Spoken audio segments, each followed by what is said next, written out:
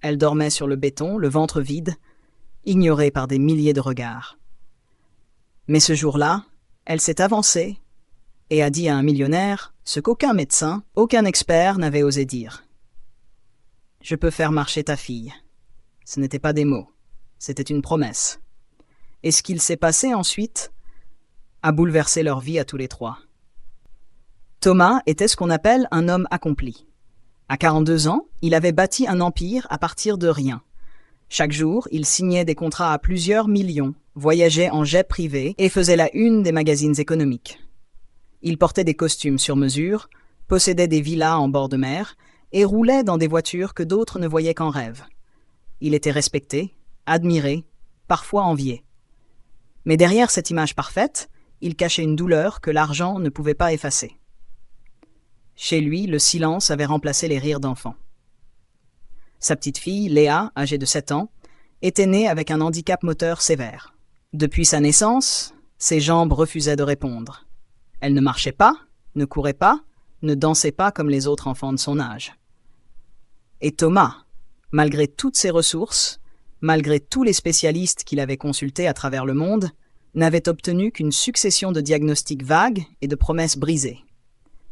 Chaque fois qu'un médecin secouait doucement la tête, il sentait son cœur se fissurer un peu plus. Il aurait donné tout ce qu'il possédait pour entendre un jour les pas de sa fille courir vers lui, pour sentir ses bras se jeter autour de son cou avec cette insouciance que seuls les enfants connaissent. Mais au lieu de ça, chaque soir, il la portait jusqu'à son lit, la déposait doucement et regardait ses yeux s'éteindre un peu plus, à force de comprendre que ses rêves restaient toujours hors de portée. Thomas avait tout, sauf ce qui comptait vraiment. Et c'est dans ce vide-là qu'il vivait. Un vide que ni l'or, ni les trophées, ni les applaudissements du monde entier ne pouvaient combler. Ce jour-là, Thomas sortait d'un énième rendez-vous médical. Léa endormie dans ses bras. L'hôpital était luxueux, dernier cri, situé dans les beaux quartiers. Mais à l'intérieur, il n'avait reçu que des réponses froides, techniques, impersonnelles. Il faut accepter. Il n'y a rien de plus à faire. Des mots terriblement simples, pour une douleur infiniment complexe. Le cœur lourd, il longeait le trottoir en silence, perdu dans ses pensées quand il s'arrêta devant un feu rouge. Les voitures défilaient, les gens passaient, personne ne regardait personne. Mais lui, il sentit un regard, insistant, venu de la gauche. Il tourna la tête. Une jeune fille se tenait là, immobile. Elle devait avoir 18, peut-être 19 ans. Ses vêtements étaient sales, trop grands pour elle. Son visage était creusé, marqué par la fatigue, par la rue. Elle n'avait ni sac, ni téléphone, ni chaussures dignes de ce nom, juste une vieille veste trouée et un regard d'une intensité étrange. Elle ne tendait pas la main. Elle ne demandait rien. Elle regardait simplement Léa. Puis elle leva les yeux vers Thomas, et d'une voix étonnamment claire, elle dit « Je peux la faire marcher. » Thomas sentit son estomac se nouer. Il resta figé, incapable de répondre. Les gens autour de lui continuaient à marcher, à vivre, comme si rien ne s'était passé. Mais en lui, tout venait de s'arrêter. Comment cette inconnue, cette fille de la rue, osait-elle prononcer ces mots? Il la fixa d'abord avec méfiance, presque avec colère. Il avait vu des charlatans, des profiteurs, des gens prêts à tout pour quelques billets. Alors il lui lança froidement « Tu te moques de moi ?» Elle ne baissa pas les yeux. Elle ne s'excusa pas. Elle ne recula pas. Elle répondit simplement, avec une voix douce et ferme. « Non, j'ai appris à marcher, alors que moi aussi, on m'avait dit que c'était impossible. » Et à cet instant précis, quelque chose changea dans le regard de Thomas. Il n'y vit ni arrogance, ni mensonge. Il y vit une douleur familière et une certitude qu'il ne comprenait pas encore, mais qui allait bientôt bouleverser sa vie. Les jours suivants furent un combat intérieur pour Thomas. Il n'arrêtait pas de repenser à cette fille. Cette voix, ces mots, ce regard. Une sans-abri, à peine sortie de l'adolescence, sans diplôme, sans appui, sans statut. Et pourtant, elle lui avait parlé avec une assurance désarmante. Elle n'avait rien demandé, ni argent, ni pitié. Elle avait juste offert quelque chose que personne n'osait plus lui donner depuis des années. L'espoir. Mais comment croire une inconnue alors que les meilleurs spécialistes du monde avaient échoué? Comment donner sa confiance à quelqu'un que la société elle-même avait oublié? Il doutait, Il raisonnait, il se disait que c'était absurde. Et pourtant, une petite voix en lui ne cessait de murmurer. Et si elle disait vrai? Il décida de la retrouver. Il retourna plusieurs fois au même endroit. Elle n'était pas là.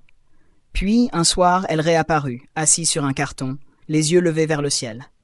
Il s'approcha. Elle le reconnut immédiatement. Il s'assit à côté d'elle pour la première fois à hauteur d'égale et lui demanda simplement « Qui es-tu » Elle répondit sans détour. Elle s'appelait Inès. Elle avait 19 ans. Elle a vécu une grande partie de son adolescence dans un centre social, puis à la rue. À 13 ans, elle avait été renversée par une voiture. Traumatisme lombaire, plusieurs fractures. Les médecins lui avaient dit qu'elle ne marcherait plus jamais. Mais elle ne pouvait pas l'accepter. Elle refusait d'être prisonnière de ce verdict. Sans rééducation officielle, sans traitement, sans aide, elle avait commencé, seule, à entraîner son corps. Au début, elle rampait dans des couloirs sales, s'accrochait aux murs, tombait, saignait. Des mois de douleur, des années d'acharnement. Et un jour, elle avait fait un pas. Un vrai. Puis un autre. Elle avait appris à écouter son corps, à le comprendre autrement. Non pas comme un médecin le ferait, mais comme quelqu'un qui n'a pas le choix. Elle n'avait aucune formation médicale, mais une connaissance intime de la douleur et de la volonté. C'était pas des thérapies, c'était des actes de survie. Des gestes inventés, des routines construites sur le fil du désespoir et de la rage de vivre. Elle disait « Je sais ce que c'est d'être allongé pendant des jours, sans qu'on vous regarde. Je sais ce que c'est de vouloir juste se lever, marcher, être libre. » Elle ne promettait pas un miracle, elle ne promettait rien en vérité. Juste d'essayer, d'accompagner, d'apporter autre chose que des méthodes standardisées. Quelque chose de plus brut, de plus humain. Quelque chose qu'aucun docteur n'avait su offrir à Léa jusqu'à maintenant. Une histoire qui ressemblait à la sienne.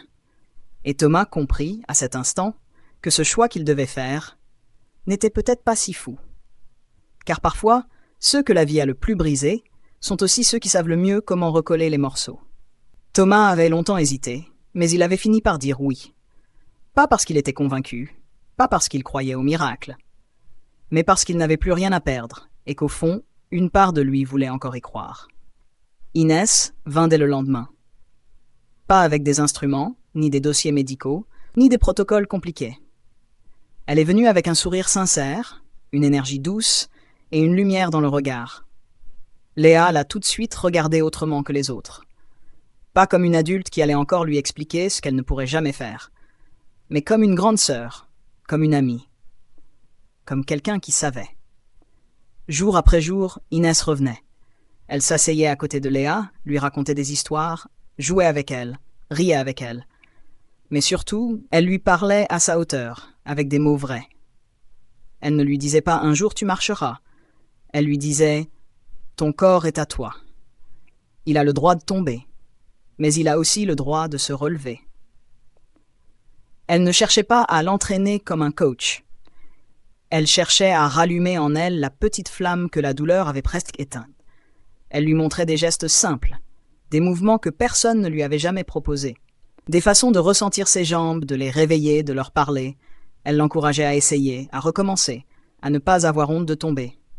Et Léa changeait, son regard devenait plus vif, son sourire revenait. Elle commençait à essayer, timidement, à s'appuyer, à pousser, à forcer. Elle tombait, oui, souvent.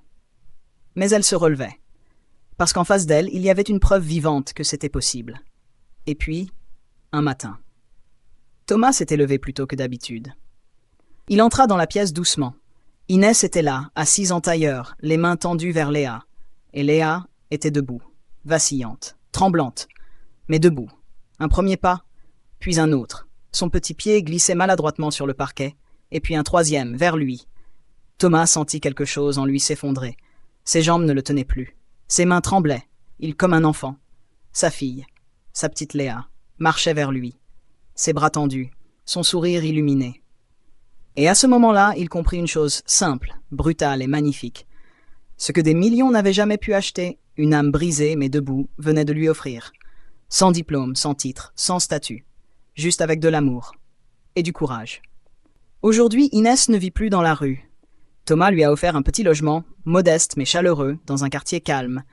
Une chambre lumineuse, un lit propre, des livres partout, un endroit à elle. Mais quand il lui a proposé mieux, plus grand, plus luxueux, elle a simplement répondu « Je n'ai pas besoin de plus. Ce que je veux maintenant, c'est t'aider. » Elle ne voulait pas de gratitude, elle ne voulait pas de reconnaissance. Elle voulait transmettre ce qu'elle avait appris, ce que la douleur lui avait enseigné, ce que la rue lui avait offert malgré elle. La force du courage humain, brut, sans filtre. Son rêve aujourd'hui n'est pas de voyager, ni de se reposer. Son rêve, c'est d'ouvrir un centre. Pas un hôpital, pas une clinique. Un endroit pour les enfants qu'on oublie. Ceux qu'on met de côté parce qu'ils sont trop lents, trop cassés, trop différents. Ceux qu'on étiquette, qu'on abandonne doucement, poliment. Elle veut créer un lieu où ils seront regardés avec confiance. Pas comme des cas, mais comme des possibles. Et Thomas, lui, ne dirige plus son entreprise comme avant. Il est à ses côtés. Ils construisent ensemble, brique après brique. Il finance, elle inspire. Il organise, elle guide. Il a compris que la plus grande richesse qu'il ait jamais trouvée n'était pas dans ses comptes bancaires, mais dans une parole offerte, un regard vrai, une main tendue dans la nuit. Aujourd'hui, Léa court. Elle rit, elle vit. Et souvent, elle va jouer avec les enfants du centre qu'Inès a commencé à accueillir. Elle court vers eux comme elle avait un jour couru vers son père. Et Thomas se dit, en silence, « Tout ça, grâce à une fille que le monde ne voulait même plus voir. » Alors, toi qui écoutes cette histoire, souviens-toi, ne détourne jamais le regard de ceux qu'on appelle les invisibles, car parfois ce sont eux qui portent en eux les plus grands miracles, les plus belles leçons et les plus puissantes vérités. Si tu sens qu'une étincelle a été allumée en toi, alors n'oublie pas de t'abonner à cette chaîne. Abonne-toi pour ne jamais manquer d'autres histoires, d'autres leçons, d'autres moments qui peuvent changer ta perspective et t'inspirer à devenir une meilleure version de toi-même. Et si tu connais quelqu'un qui peut-être a perdu espoir ou qui a besoin de croire en un miracle, partage cette vidéo avec lui.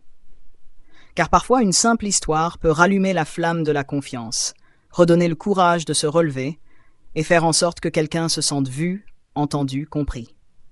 Mais surtout, sois cette personne qui tend la main, sois celui ou celle qui voit l'invisible, qui ose faire une différence, même à petite échelle. Car il y a des miracles autour de nous, chaque jour. Et parfois, il suffit d'un geste pour changer une vie.